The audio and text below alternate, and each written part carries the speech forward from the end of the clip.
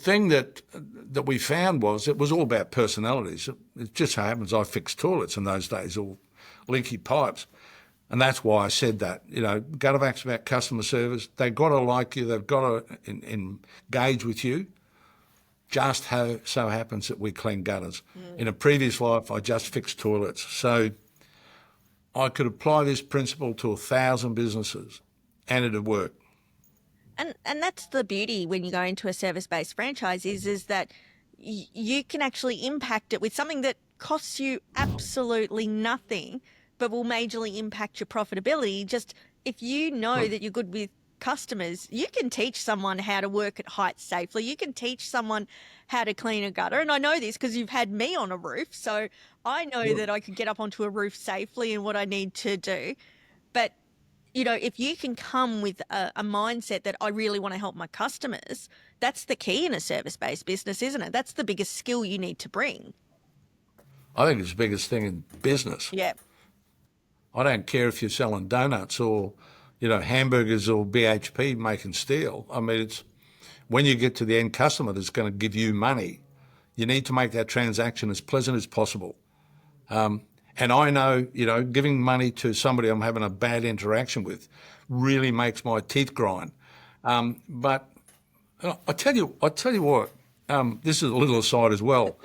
The other day I was out, we're doing some work at the house, and these kids came along the street and they had a mower and a whippersnipper and they had it set up and they knocking on the door across the road. And when they finished, they came over to me and I said, so what are you boys up to? They said, we're mowing lawns and we're trying to raise some money. I said, what for? Well, I'm going to go to Japan on a trip. Okay. So what's the deal? Oh, I'll mow the lawn for $20. I said, really? You can get more than $20, surely.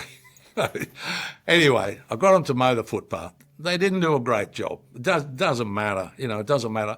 What I loved about it was the entrepreneurial skill. And the kids didn't want to put their hand out to mum and dad and say, well, I want money from a trip. I'm willing to do something about it. Now, people enjoy that interaction. When, young guy starts up a Gutter-Vac business or any other business, talks to the customer, builds a relationship, and that's what it's about. So as it turned out, the kids finished and I gave him $30 and said, and he looked at me and went, really? I said, man, you deserve every cent. Now off you go and hope enjoy your trip. But I always found that interaction with my customers as a plumber and in Gutter-Vac when I was in the early days dealing with customers. That's what it's about. It's about that relationship that they want to do business with you. And you know what? They're happy to give you money. What a great interaction that is. Yeah.